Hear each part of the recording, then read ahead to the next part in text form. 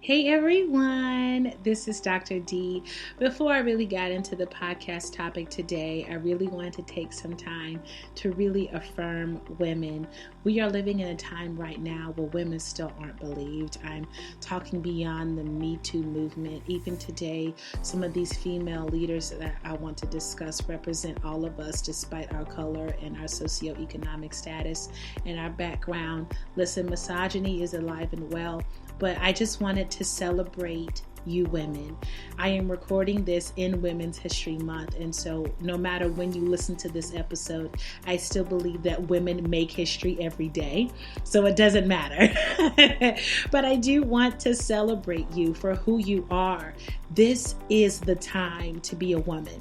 This is the time to be excited about being a woman, being feminine, being this ball of light and energy, being a nurturer, being a healer. These are not toxic things about us. We were designed biologically to be this. And I am excited to be alive at this time.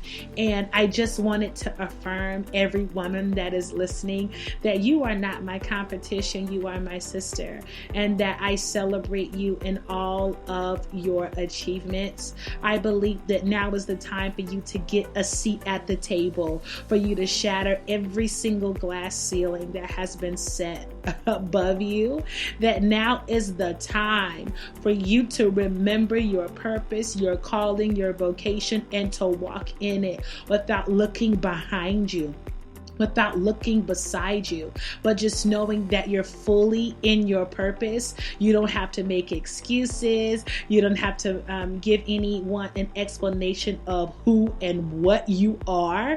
It's just time for you to be you. It's a great day to be alive, okay? So we're going into this podcast episode. We're going to talk about some leaders. So without further ado, welcome to the Hey Sis podcast. Let's go. You're listening to the Hey Sis podcast. This is a space for millennial women to breathe and then go out into the world and lead. Now, here's your host, Dr. D. Evans. So, what's up, everybody? Look, so much has happened this week in culture. Y'all, I am still blown. I watched the Oprah interview with Meghan Markle and the Prince, and I'm over here. Not that I'm shocked that there are racist tendencies in the UK. I'm shocked because people don't believe there's racism in the UK. It's amazing how blind people want to be to their own ignorance. And this right here is I don't know what I would call it. I don't want to say a sidebar, but there are a lot of people who don't think that black people can be racist, and that doesn't make sense to me. Anybody can be racist. Anybody can be prejudiced. And guess what? Anybody can heal from it and learn beyond it if you choose to. This is not something you can take a pill for. It is something that happens developmentally. And granted, there are some idiots that like being racist and prejudiced. And guess what you do? You leave them in that state of being racist and prejudiced. You have a nice time over there. Okay? Over here in glory, we love all peoples, all colors, all nations, all backgrounds, all sexual orientations. Okay? That's what we do over here. Okay? So this whole thing with Meghan Markle and the Prince is disheartening, because she identifies as a woman of color. And even black women have been trying to make her race a percentage. She's 12% black. I'm like, who gives you the authority to say if someone is black enough to be considered black? It's hilarious. And in the time of slavery, I think in the UK, when you were of a mixed race, I'm not sure the identification that you went by. I believe it was the sex of the father there and not the sex of the mother. In the U.S., it was the sex of the mother, which is how they perpetuated this cycle of keeping, black women being breeders for their agenda. But nevertheless, Meghan Markle is a woman of color, and she identifies as that. She is black. Stop it, okay? She said that she was forced to leave the monarchy in a large part because of racism against her. And I don't understand why that's not believable. it it's sad to think that we're not past this as a people, not just as Americans, but as people. We are still here. I read so many articles with people talking about this incident, and the ones I've really been reading concern that Morgan guy who doesn't believe Meghan Markle. Here's the thing: if you've never experienced racism with being a black person, I think you should keep your mouth off of it. And the ignorance of people is just being revealed day by day. It amazes me the white supremacy that is just still seeping through our nation. And y'all know me, I have the most eclectic and diverse, groups of people ever. I'm not an individual that is pro any race. I think we're all human. But I will not deny what has happened to my people. And what is happening to my people. That does not make me hate any race. It makes me be, is that bad English? It makes me want to change it. And sometimes I do that by rising above, stereotypical norms of what a black woman should be. But it's sometimes hurtful to hear the most racist things come out of, white people's mouth that you love. It's like, do you understand how ignorant that is? But again, I can't expect anyone else of a different race to understand what I've went through as a woman of color. All you can do is stand with me in solidarity and say, look, this isn't right. I don't want you to become a black person and then walk miles in my shoes. I just want you to respect and honor who I am, and also look into your soul and realize that you have been taught some toxic things about black people that you believe that are probably racist and prejudiced, and you need to get over it. Okay. There's a lot of racial trauma that we still see the fruit of in the Americas. We still see it in the UK, obviously. It's pitiful. I mean, are we still here in 2021? Are we still here in 2021? Yes, the answer is yes, we're still here. I believe Meghan Markle has been completely misrepresented in the media. So, of course, that's a whole conversation about what the media wants to portray is not always the truth. It's sad that I don't even know if UK or Britain is going to become hostile because of this. But these issues that were raised because of Meghan Markle, look, they are concerning. And a lot of the tabloids in the UK are saying that Meghan Markle's interview with Oprah is inciting a toxic environment of like control and fear. And I'm like, no, it's exposing the fact that it's a toxic environment of control and fear. There are so many tabloid. Let me get the name for you. I think it's the UK Society of Editors. They claim that racism played no part in the coverage of the Dutchess, and the group's head stepped down after a swift rebuke from more than 160 journalists of colors, and they called the statement willful ignorance. That's a great term, because I believe there's a lot of willful ignorance coming out of some white people's mouths, and I hate using that term, white people mouth. I mean, but it's honest. Like, some white people don't know how ignorant they are until they open up their mouth and say their views in front of black people. Because it sounds normal to them when they're amongst their white people friends, but when you have black friends, you need to think about those things, those norms that you've been taught that are actually racist. That superiority thing, I think, is ingrained. White privilege is ingrained in the hearts of so many white people. I mean, this blanket refusal to accept that there is any bigotry in the British press is actually laughable. I mean, what makes the British press so pristine? It's willful ignorance. It's the idea that you have it together and you don't. That TV host, I think it's that Morgan guy, he's like pretty much an anchor on one of the most watched, morning shows. He said he didn't believe a word that Meghan Markle was saying. And that led up to thousands upon thousands upon thousands of, complaints to him. And I think he said in one, and you can quote me, he did say, even after reflection, that he still doesn't believe her. And he's pulling this whole freedom of speech card. And listen, I get that, because just because your opinion offends people does not mean it's attack. But what we, and when I say we, the public is trying to get him to understand is that his opinion is rooted in hate and ignorance.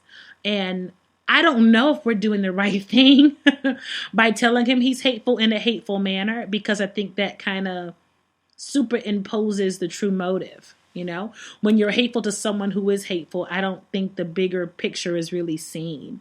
And there was a whole on-air debate exchange with this guy from this particular woman. I can't even pronounce her name, and I'm not even going to try. But here's what I got from the end of that. Is that British mainstream media is about to go through an overhaul. They are about to shift. And, you know, Britons are often quick to condemn viral videos of police brutality against Black people in America. But at home, you know, the refrain is racism doesn't exist. And it's like, I think a lot of Britons, and I have British friends, sometimes they think that racism stuff, well, is more overt in America, but it seems to me that racism is just underhanded in the UK. And it seems like the Britons use that form of gaslighting, you know, to try to come up with other reasons why it's not what we think it is. I think America is just blatantly racist. It's in our system. It's in our taxes. You can see it in our schools. You can see it everywhere, right? And I think for the Brits, it's more underhanded than overt. I think supporters of the royal couple most definitely see the interview and think of Diana. It's like this affirmation for Black people that we're not crazy, that racism really does exist. It does bring up questions of systemic inequality between America and the Britons as it relates to people of color. I honestly think racism is just too deep. We have a lot of work to do. Now, I read a quote, and it's kind of laughable. But Prince William, which is Harry's brother, he said, "We're very much not a racist family." Listen, you think we gonna believe that? Listen, I'm not with it.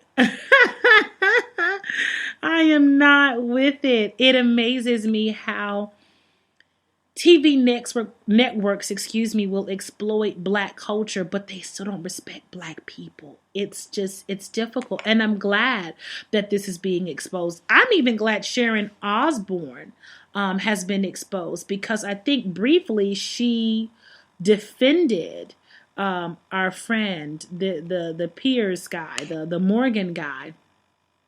And again, I think that Sharon Osbourne, I've always looked at her with a side eye, because I think she has underhanded racism. It might not be intentional, but I most definitely think she has some hierarchy there in her mind. Like, she thinks she's better than Black people. I think her tweet to that Morgan guy, I'm reading it right now.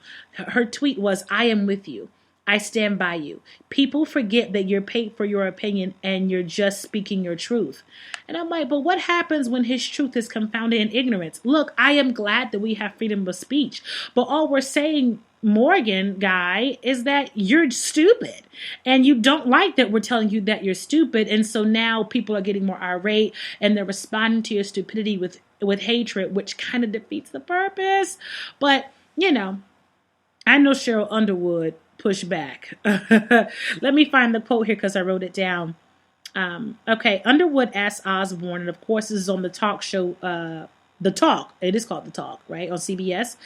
Cheryl Underwood, come on, D. She said, "What would you say to people who may feel that you're standing by your friend? It appears that you give validation or safe haven to something that he has uttered that is racist, even if you don't agree."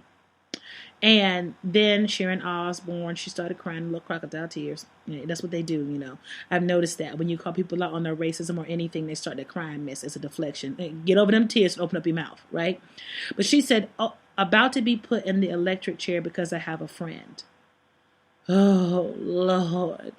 See how that deflection works? I don't want to be crucified because I have a friend that I'm standing by that's racist. He has the right to be racist.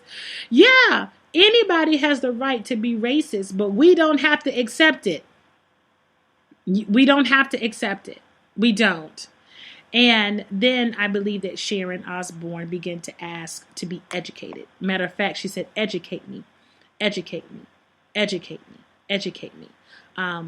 And Cheryl Underwood responded, it is not the exact words of racism, but it's the implication and reaction to it. To not want to address that because she's a black woman and try to dismiss it or make it seem less than what it is. That's what makes it racist. Underwood added in that segment that Sharon Osbourne is actually a friend and she didn't want the audience to think that they were attacking her as a racist. So I wanted to bring that up because sometimes I got to check some of my friends that are not black and how they think. If you really love black people the way you love black culture, then you'll stand for what is right. I have an issue with people that love rap music but hate black people. You want a big booty like black women, but you don't like black women. That don't work. And it's not as simple as I have black friends. That's base level, okay? And I appreciate Cheryl Underwood and her checking her friend Sharon Osbourne. She needed to be checked, first of all. She needed to be checked. But just because you check someone does not mean that you're attacking them. Sometimes you're asking for clarity, passive aggressively, you're kind of checking them, whatever. But I pray that, if you have friends, I have plenty of friends that don't look like me, and making sure that you have a relationship with them, that you're able to ask them about their opinion and they don't feel like they're being attacked and they want to know better, they want to evolve. That's a good friend there. I appreciate Sharon Osbourne because she at least said, educate me. And sometimes we don't know better until we hear better, until we're confronted. And so I honor anyone that is willing to be confronted. I honor anyone who is able to put their heart on the line. And I just like that. Now, the second thing we got to talk about today, y'all, is this Beth Moore. Now, this is for my church girls here. Now, Beth Moore is like the Bible teacher of all time. And yes, she's white. Oh, whatever, who cares? But I had to say that for a reason. And I'm going to tell you why in a little bit. But Beth Moore is like Lifeway Christian Bookstore. Like when I think Lifeway Christian Bookstore, I think her. Like seriously. And she's made major headlines. She has completely split with Southern Baptists. And a lot of women are going to follow her and other black preachers are. And there's so much crap going on Twitter about Beth Moore, how people don't care, whatever. You don't care about black people. You're from this slave owner institution. I think that's the funniest thing I've ever heard. Slave owner institution. I mean, because Southern Baptists, they are pretty much slave owners. That's why it's so funny. Because they have such terrible roots as it relates to handling racism and everything like that. In another nutshell, you can pretty much make Southern Baptist Church and white nationalism synonymous. Oh, that's just funny. Nevertheless, Beth Moore is what you call a celebrity Bible teacher. And she no longer considers herself a Southern Baptist. But I've been waiting on that. I mean, she runs pretty much a $15 million ministry. It's pretty popular amongst conservative Christian white women. And she has been raising concerns a lot about the hypocrisy that she sees in the Southern Baptist roots and in evangelicalism. And for her to announce that she's ending her affiliation with the Southern Baptists, oh my God. That means she's also parting ways with that denomination's publishing arm that distributes her Bible teaching. Now, let's be clear. Charisma will probably take her on in a minute. And honestly, let me be clear. I think Beth Moore is honestly a tongue talker in her soul. I know that she's Southern Baptist, but I feel like she could be a Pentecostal. I really feel like now that she's out from Southern Baptist, I could see her speaking in an unknown tongue in Jesus' name. And the Southern Baptist Convention, it has been losing their members for years. Okay, I think that it is our country's largest Protestant group, but Beth Moore's exit is huge, especially as it relates to women and their roles. Southern Baptists don't like black people and they don't like women. Women are good enough to sleep with and to be quote unquote Bible teachers, but having an opinion, oh gosh, they can't even, they can't fathom that. And a lot of women are voicing their support of Beth Moore. And then we have the negative Nancy's who are just so negative about her exit. Well, she was complicit with them not liking black people and all that other stuff. First of all, I celebrate Beth Moore. Let me be very clear on my stance about this. I celebrate Beth Moore. I don't know why she was complicit for all those years, but I do know that when stuff started to not add up, we have seen a progression of her asking questions. And so this is not a publicity stunt. I don't believe that this is. I believe her part from Southern Baptist has pulled on her heartstrings, and we're seeing the effect of it. And I mean, Beth Moore's Bible studies have had an impact on my life. I use them. I read them. The Bible don't have no color to me as it relates to race.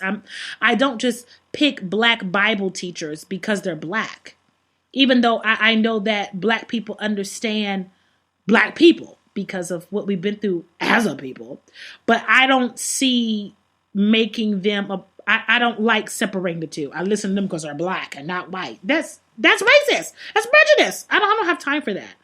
I honor her and the role that she's played for women in Christian leadership. It's huge, y'all. It's huge. A lot of black pastors have had their breaks with, the Southern Baptist Convention. Again, they're pretty much synonymous with the white nationalists. And, I think a lot of people are going to follow Beth Moore. A lot of women that she speaks to, they love their children. They love their They love their husbands. But I think their affiliations with stuff that is so toxic and misogynistic, it's just not going to fly in this next season, in this next era. And, the Trump era was the high time for Southern Baptists. High time. And now since the era has shifted, and I believe, I know I'm not off in this, Beth Moore wasn't the biggest Trump fan. And I think they labeled her a heretic because she was liberal. And she is kind of woke. I think Moore is very woke. And she said she's still a Baptist, and I'm a Baptist girl at heart, but I'm just a Jesus lover. I don't care about those labels. I'm a Jesus lover. And I honor her. I do. This is a really big deal for her, y'all. Lifeway has furnished her ministry. But for her to part ways, this is not a publicity stunt. I know God is leading her here, and I love that she is being led by the Spirit of God. I love it, and I love that she's allowed her convictions to really make her question some things. And that doesn't mean she shouldn't be able to, go to Southern Baptist services or talk to Southern Baptist people. We're not prejudiced. She can do what she wants, okay? I'm just excited that she made this decision. I feel like that's huge. We are saying that misogyny and racism are not acceptable. Now, of course, there are still members of the church that are misogynistic and hate black people, and they'll always be around. I don't think we'll be able to eradicate them. Ask Bill Gates, I'm sure he has a serum for it.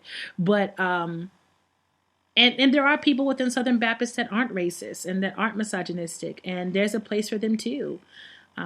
Sometimes they're associated with racist stuff because they don't really know how to get out. I'm sure there are a lot of people who've been wanting to leave Southern Baptist but didn't really know the way, and I think that Beth Moore has opened up the way. I think she has opened up the way. And I think that they're spinning this story a little bit about Beth Moore, saying that she has theologically unsound teachings. Look, all I will say to that is read her stuff for yourself. I don't see unsound teachings in her at all. I don't see it at all. But I know that a lot of evangelicals feel trapped. Yeah. And listen, she's being a transformational leader. She's turning things upside down, just like Jesus Christ would have done, just like Jesus Christ has done. And I mean, I'm thrilled about her actions to stand on, to stand on what she believes, and to opposing this racist crap that the Trump era allowed the conservative Christians to perpetuate. And for her to stand on, the idea and the notion that women should be allowed to preach. We have voices. We have things to say. God can anoint a woman. We aren't just rocks. We're aren't rocks that need to cry out just in case a man can't do it. We're not replacements. We're people. We're humans. God speaks to us too. We can lead. And no one's trying to... Well, I can't even say that, can I? I'm not saying that I want to take the place of a man. I think a man has its own place. What I'm saying is value what comes out of my mouth as a woman. And to me, Beth Moore leaving, the Baptist or Southern Baptist is sad. It's heartbreaking, but it's necessary. And I'm so grateful for her. And so when I think about these women, Meaghan, Markle, and Beth, they have really declared their exits. And y'all, I don't know what is about to happen. Some things are shifting. We've had 2 major things happen in our culture that's going to shift everything. Meaghan Markle has shifted what we believe concerning racism in the Britons, and I don't think they're done yet. And Beth Moore has taken her stance on, look, I don't care what y'all say about me. I'm leading Southern Baptist because where I've grown and evolved to, I can no longer stand and be complicit. And so at the end of this podcast, y'all, I'm ending. I hope that you understand the reason I covered this today was to honor women who are standing up for what is right, no matter who doesn't like you. Beth Moore knew people were going to come for her. Beth Moore knew that people were going to say that she was unscripturally sound, that she's lost her mind and blah, blah, blah. Meaghan Markle and the Prince, I already know they went through some stuff. You ain't got to tell me. She knew they were going to come for her and her percentage of blackness. But guess what? At some point, she stopped caring. And she did what was right. Women that are listening, I pray that you get the boldness to stop caring about what people think and what people say. And that you do what's right, even if it costs you friends. Even if it costs you your circle. Stand on what you believe. Fight for it. We need to be heard. And again, I'll say this. This is the time to be alive for a woman. I look forward to hearing your feedback. This is the Hey Sis podcast. I look forward to talking to y'all later. Thanks for joining us this week on the Hey Sis podcast. Check out www.thedevans.com for more blogs and motivation.